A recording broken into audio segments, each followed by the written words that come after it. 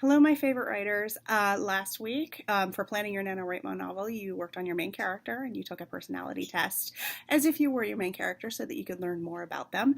And you started your plot diagram to try and figure out where your story is going to go. So this week we are going to work on your antagonist and we are going to work on your setting. So antagonist, obviously, it goes against your protagonist. Now the thing that I want to caution you about is that the antagonist is not always a bad guy. The antagonist doesn't have to be the bad guy. The antagonist is just the person that is trying to stop your protagonist from their goals. So all antagonists, if it's a good antagonist, they can't be completely evil. Sometimes they're not even evil at all. Sometimes the protagonist is evil. That is something to think about. But for your antagonist, you need to have something within them that the reader can understand. So your protagonist becomes more and more powerful the more the reader can put themselves in their shoe. They become more interesting and it makes the book harder to put down, and that is what you want. So I want you to think about that when you start planning your antagonist. And also, you're going to be doing the personality test for the antagonist this week. I know you guys really enjoyed doing that. The discussion board was on fire this week, and I'm so proud of all of you. So now we're going to be talking about setting. We're going to start our unit on Mark Twain, reading Huckleberry Finn, and that is an example of realism. And I noticed when reading the message board that a lot of you are dealing with real life issues that could possibly occur. And if that's the case, then, maybe base the story in the town where you live. It might be interesting to be able to name some places where you live. How does the character feel while they're there? What's the environment like? You need to think about the smells, what noises do you hear, things like that. And you almost need to treat your setting as if it's another character. It is that important. It helps to progress the story. It is the backdrop for everything.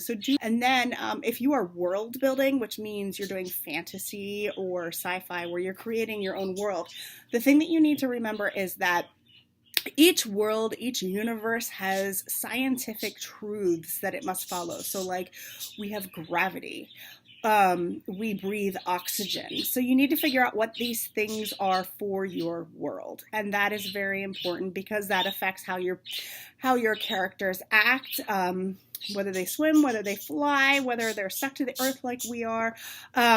That's what you need to figure out and take very seriously with world building. So you need to figure out the scientific aspect. Then you need to figure out what the culture's like, what the government's like, what holidays they have, how the people behave, or fairies behave, or whatever. You need to figure out what the temperatures are, how the people dress. Are they just wearing animal skins, or are they wearing tin? I don't know.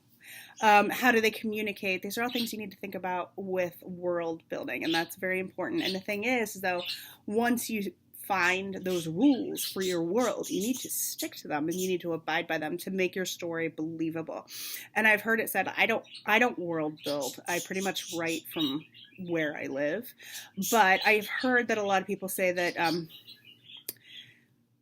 science is science no matter where you are. So make sure that if you are writing science fiction, that the science is as correct as it can possibly be. So research a little bit, but not too much because you want to get into story. You don't want to push off writing the story or thinking about the story because you're so busy researching science. So this week, please remember to work on your NaNoWriMo workbook. I am going to start checking those. You've been having some really great discussions on the message board. Keep that up. And then next week, we are going to start outlining your story. So try and get down your protagonist, your antagonist, your setting, everything as deeply as you can go for the rest of this week. Thank you.